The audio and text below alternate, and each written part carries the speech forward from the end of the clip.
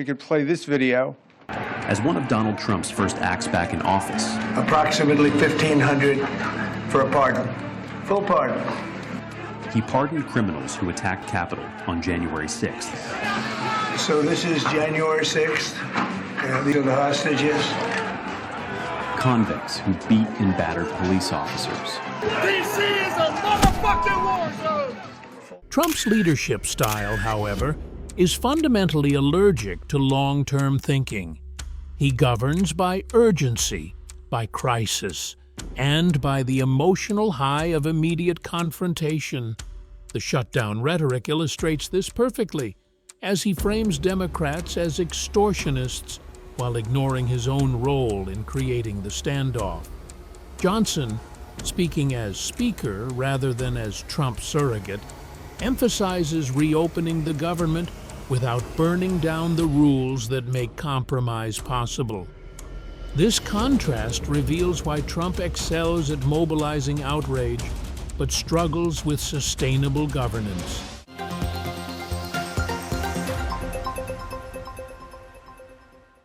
Mike Johnson's words landed like a quiet thunderclap when he made it unmistakably clear that ending the Senate filibuster was not something he was willing to support, even while standing under the long shadow of Donald Trump's dominance over the MAGA movement. That single moment, calm in tone, yet explosive in implication, instantly reframed the political drama from a routine disagreement into a test of leadership, loyalty, and the future direction of Republican power. My own view, and I will state it plainly right after this hook, is that Johnson's refusal was not an act of betrayal, but a calculated assertion of institutional survival in the face of a leader who increasingly equates obedience with strength. This confrontation is not really about a Senate rule that most voters barely understood a decade ago, but about whether the MAGA movement is governed by principles or by the emotional gravity of one man. From the opening seconds, it was clear that this clash would reveal more about Trump's conception of power than about legislative procedure. Donald Trump has always treated rules as tools rather than boundaries, and the filibuster represents to him an obstacle that exists only because others lack the will to remove it.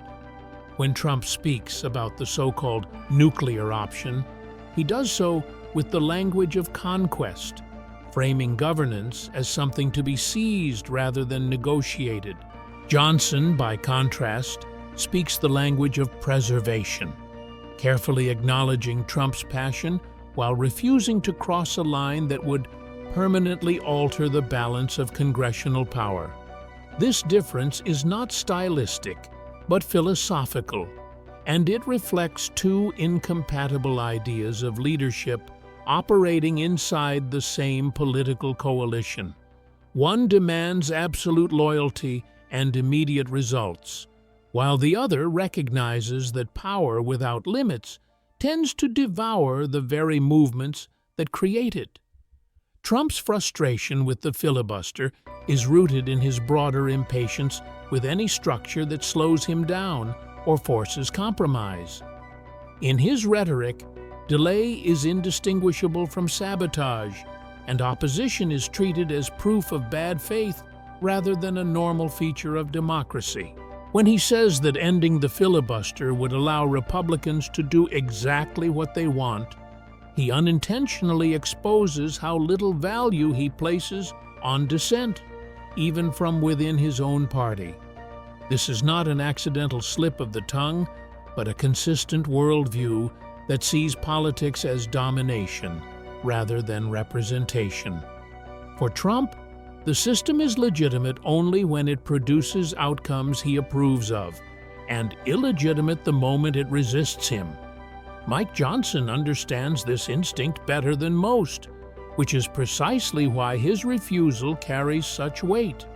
Johnson owes much of his rise to Trump's influence, yet he also understands that the speaker's gavel is meaningless if the institution it represents is hollowed out. By calling the filibuster an important safeguard, Johnson was not praising gridlock, but acknowledging that unchecked power eventually turns on its own allies. His response was deliberately measured, almost painfully polite, because open defiance would trigger immediate retaliation from the MAGA base. Yet even this careful distance was enough to expose a crack in Trump's aura of total control. From an analytical standpoint, this moment matters because Trump's authority depends less on formal power and more on psychological dominance. His influence thrives on the assumption that resistance is futile, that every serious Republican will ultimately fall in line. When Johnson calmly declined to do so, he shattered that illusion without raising his voice or throwing a punch. In Trump's world, that kind of quiet independence is more dangerous than loud opposition because it suggests alternatives are possible. Once followers see that disobedience does not instantly lead to exile, the spell begins to weaken. Trump's reaction to this resistance followed a familiar pattern of deflection and escalation. Rather than addressing the substance of Johnson's concerns, he framed the disagreement as weakness and a lack of toughness. This tactic works well with audiences conditioned to equate aggression with strength, but it also reveals insecurity beneath the bravado. Leaders confident in their position rarely need to demand loyalty so explicitly. Trump's insistence that Republicans must get tougher is, at its core, an admission that his grip is not as firm as it once was. The filibuster debate also exposes a deeper contradiction within the MAGA movement. For years, Trump-aligned Republicans defended the filibuster as a crucial brake on Democratic overreach. Now, faced with resistance to Trump's demands, that same rule is suddenly portrayed as obsolete and dangerous. Johnson's refusal forces the movement to confront its own inconsistency, even if many supporters prefer not to acknowledge it.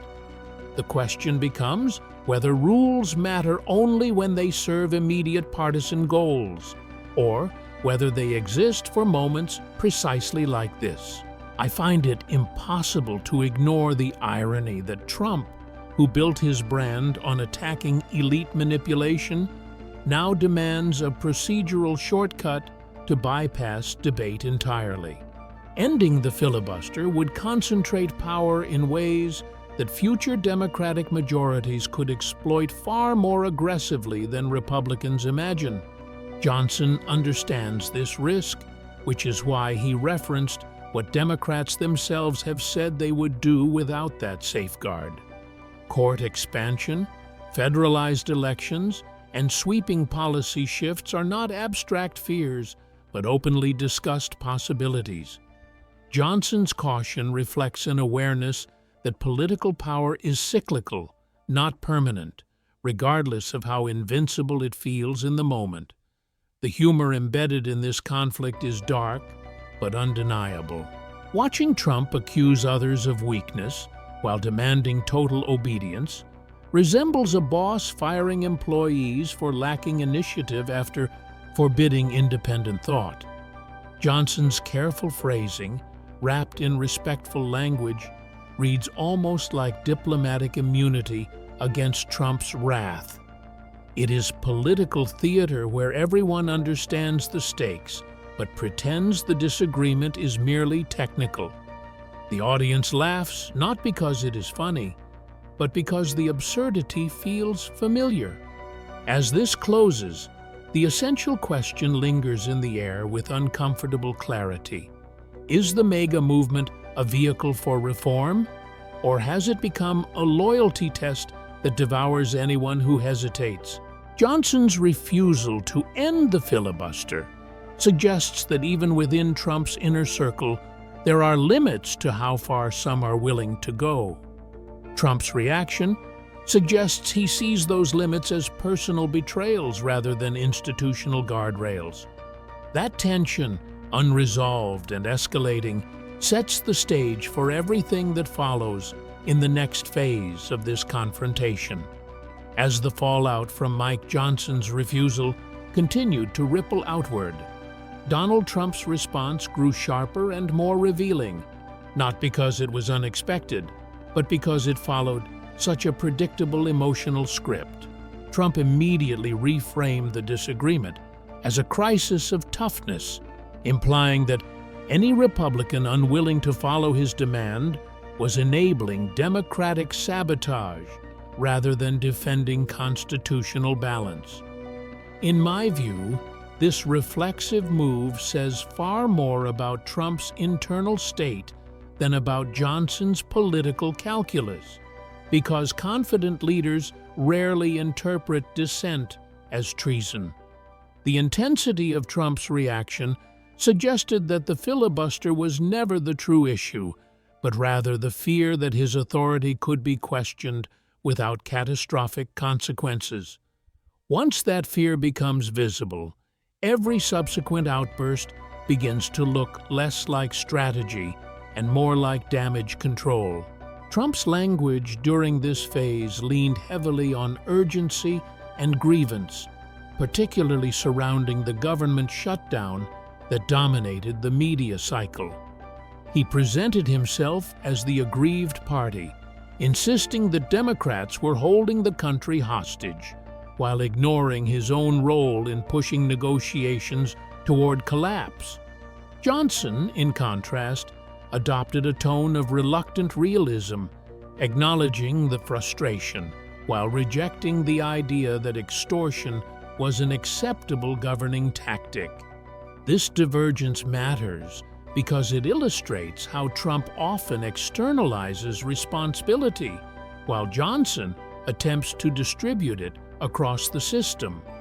For voters watching closely, the contrast reinforced the perception that Trump thrives on conflict even when it produces collateral damage. From a political analysis perspective, the shutdown rhetoric is a classic example of how Trump weaponizes crisis to consolidate loyalty.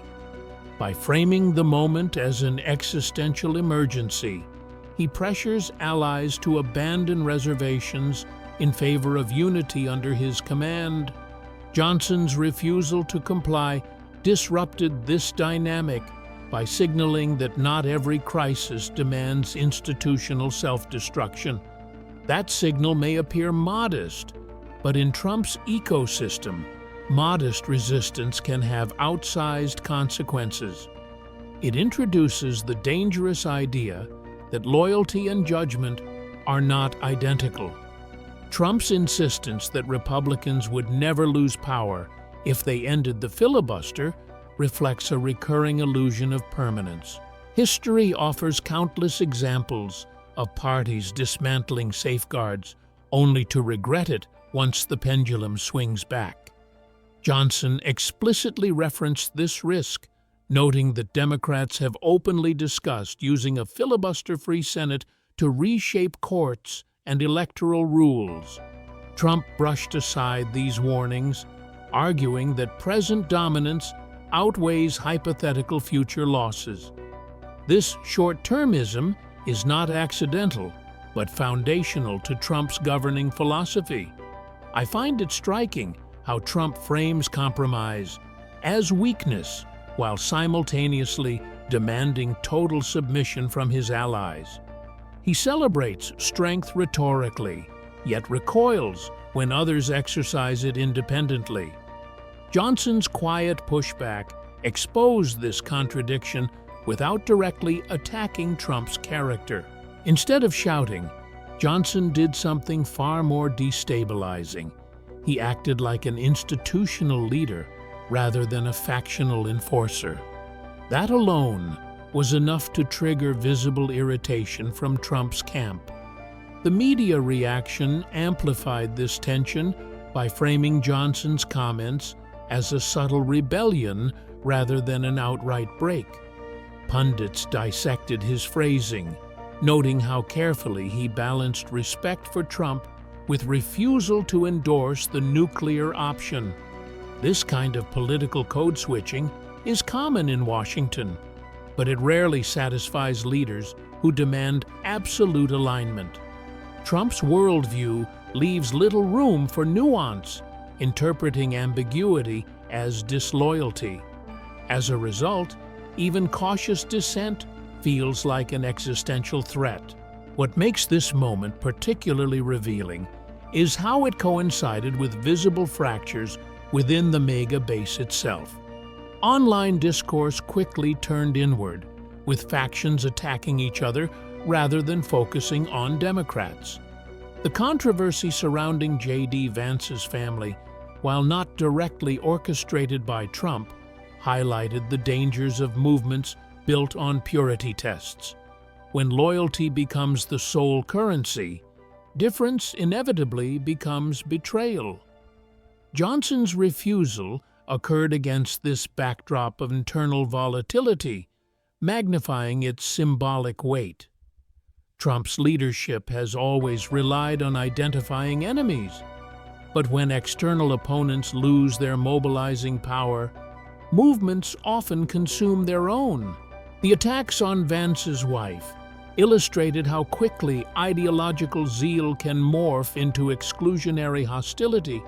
Johnson's institutional stance stood in stark contrast to this chaos, emphasizing restraint over rage.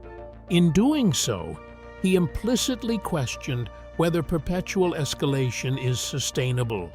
That question alone threatens a movement fueled by constant outrage. As the shutdown dragged on, Trump's media appearances grew increasingly erratic, marked by familiar promises and recycled slogans. His claims about imminent healthcare solutions resurfaced despite years of unfulfilled assurances. Johnson avoided repeating these talking points, focusing instead on procedural realities and legislative limits. This divergence underscored a deeper truth. Trump excels at narrative dominance, while Johnson operates within structural constraints. The audience was left to decide which approach felt more credible in a moment of national disruption. From my perspective, this phase of the conflict revealed that Trump's greatest vulnerability is not opposition, but independence. He can attack Democrats endlessly without destabilizing his coalition, but even mild resistance from allies disrupts his authority. Johnson's refusal demonstrated that institutional loyalty can exist without personal submission. That distinction is subtle but powerful, especially in a party struggling to define itself beyond Trump's personality. Once introduced, it cannot easily be erased. The humor woven through this episode was unintentional, but telling. Watching Trump accuse others of recklessness while advocating for procedural demolition felt like a parody of strongman politics. Johnson's careful explanations sounded almost like a parent reminding a child that breaking the rules does not fix the problem. The contrast was amusing to some, unsettling to others. In either case, it exposed the emotional imbalance at the heart of the confrontation. As IA comes to a close, the conflict had clearly evolved beyond a dispute over Senate rules. It had become a stress test of Trump's influence and the Republican Party's capacity for self-preservation. Johnson's stance suggested that some leaders recognized the cost of unchecked loyalty. Trump's reaction suggested he views that recognition as a personal affront. The unresolved tension between these positions set the stage for an even deeper reckoning in the next phase of this political drama. By the time the confrontation entered its third phase, the conflict between Mike Johnson and Donald Trump had evolved into something far more revealing than a tactical disagreement over Senate procedure. What now stood exposed was a deeper struggle over who actually defines leadership inside the MAGA movement, and whether that leadership is anchored in institutions or in personal dominance. From my perspective as someone who studies American political behavior, this was the moment when Trump's authority began to look less like command and more like dependency. He needed compliance, not to govern effectively, but to maintain the perception that he alone still controlled the direction of the movement. Once that perception wavered, every subsequent reaction became louder, sharper, and less disciplined.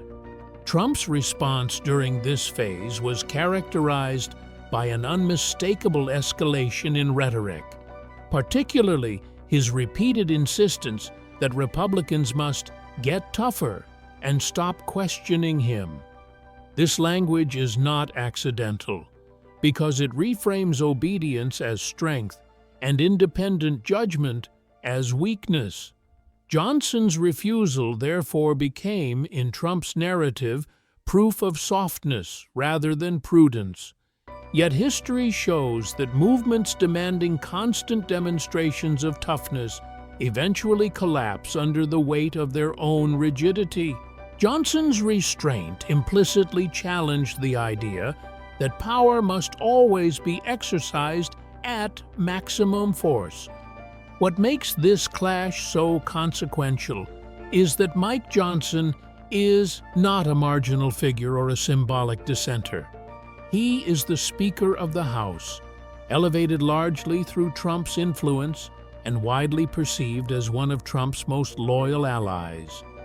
When someone in that position draws even a narrow boundary, it signals to others that boundaries are possible.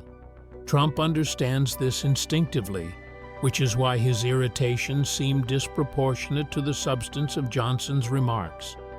The threat was not what Johnson said, but what his independence represented. In Trump's political universe, loyalty has always functioned as a form of currency. Those who demonstrate it are rewarded, while those who hesitate are publicly humiliated or cast aside. This system works efficiently when loyalty is unquestioned, but it becomes unstable the moment exceptions appear. Johnson did not attack Trump, insult him, or undermine him publicly, yet his refusal still triggered defensive aggression. That reaction suggests that Trump's leadership increasingly depends on unanimity rather than persuasion. As the shutdown continued, Trump doubled down on framing himself as the only figure fighting for the American people. He portrayed Democrats as irrational obstructionists and suggested that any Republican resistance was indirectly enabling them. Johnson rejected this framing by emphasizing that governing through brinkmanship carries real costs for ordinary citizens. This contrast highlighted a critical difference in priorities. Trump focuses on leverage, while Johnson focuses on legitimacy. The audience was left to consider which approach actually serves long-term conservative goals. From an analytical standpoint, Trump's behavior in this phase reflects a classic strongman dilemma. Strongmen thrive on centralized loyalty, but that loyalty becomes harder to sustain as coalitions grow more complex. Johnson represents the institutional wing of the Republican Party, which understands that power must survive beyond a single leader. Trump represents a personality-driven movement that treats institutions as disposable once they become inconvenient. These two visions can coexist temporarily, but eventually they collide. The internal tensions spilling into the MAGA base further complicated Trump's position. Online infighting, ideological purity tests, and personal attacks on figures once considered allies signaled a movement turning inward. Rather than addressing these fractures, Trump's rhetoric intensified them by encouraging absolute conformity. Johnson's refusal stood out precisely because it rejected this logic without embracing opposition. He modeled an alternative posture, loyalty with limits. I find it telling that Trump rarely addressed the substantive institutional risks Johnson raised. Instead, he returned repeatedly to emotional appeals about strength, urgency, and winning at all costs. This avoidance suggests that Trump recognizes the validity of the concerns but finds them incompatible with his leadership style. Acknowledging limits would require redefining authority in ways that weaken his central role. For a leader whose identity is built on dominance, that concession is nearly impossible. The humor surrounding this phase of the conflict grew darker and more ironic. Observers noted how Trump accused others of recklessness while advocating for a procedural move that could permanently reshape American governance. Johnson's calm demeanor contrasted sharply with Trump's escalating frustration, creating a visual and rhetorical imbalance. The dynamic resembled a negotiation where one party raises their voice while the other lowers it, exposing who feels less secure. In politics, volume often correlates with vulnerability rather than confidence. As Trump continued to attack dissenters, the movement's internal contradictions became harder to ignore. A coalition built on rejecting elites now policed ideological purity with elite intensity. A movement that claims to defend family values allows its most extreme voices to target families that fail ideological tests. Johnson's institutional stance implicitly rejected this spiral by prioritizing stability over spectacle.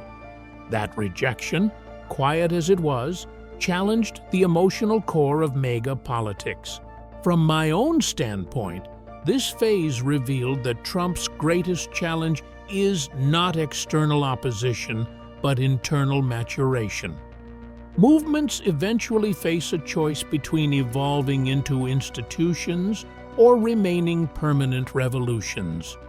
Trump resists evolution because it dilutes his centrality, while Johnson's actions suggest awareness that revolutions burn out. The refusal to end the filibuster thus became a proxy for a much larger question about the movement's future. Is MAGA a governing force, or is it forever a protest against governance itself?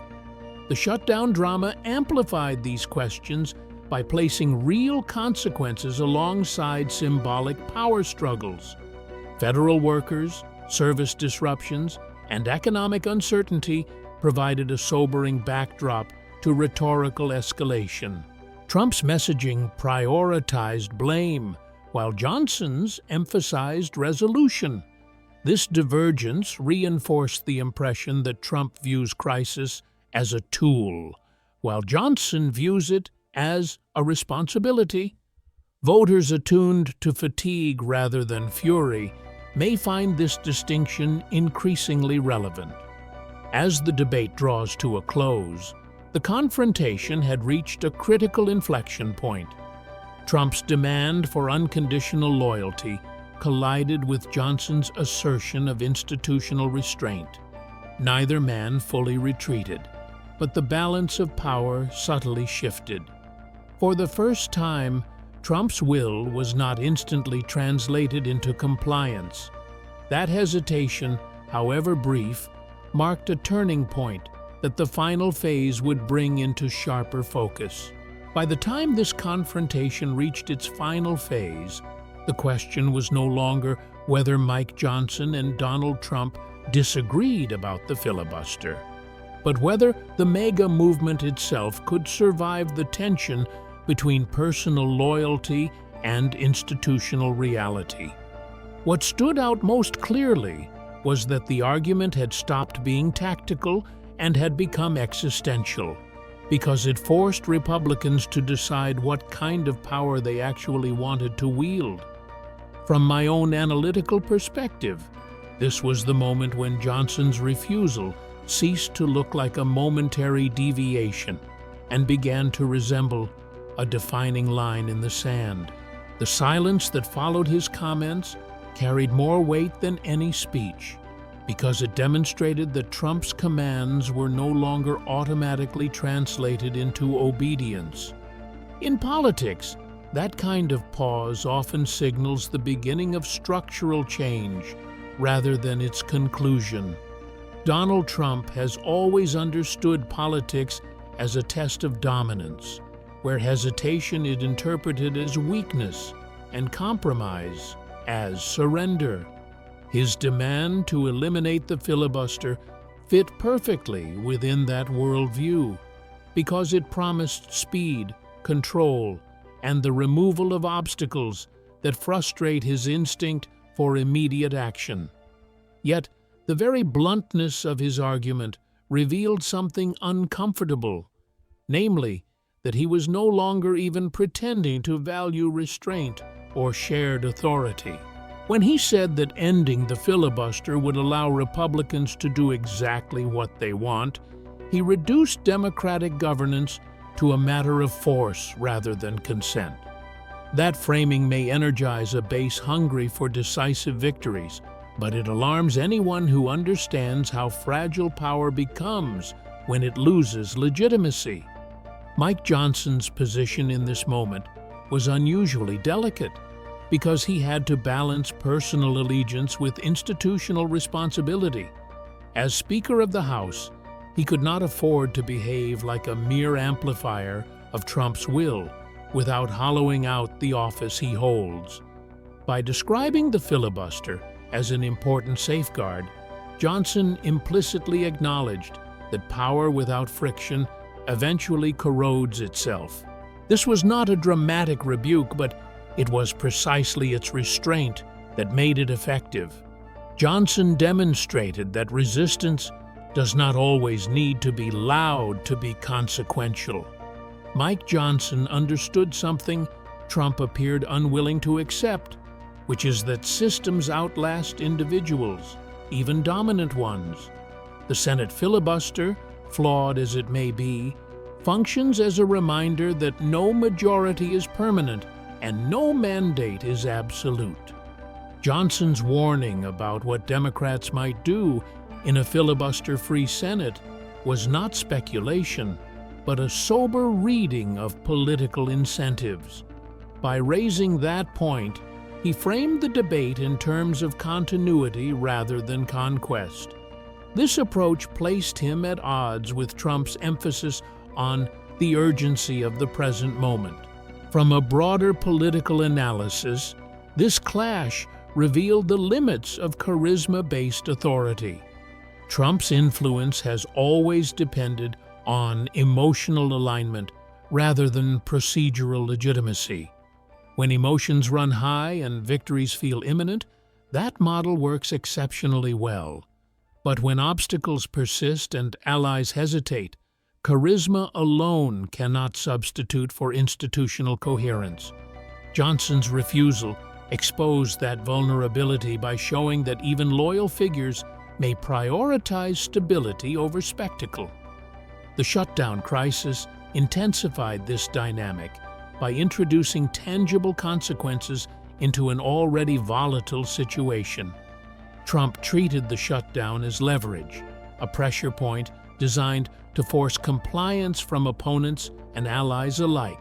Johnson treated it as a governance failure that demanded de-escalation rather than escalation.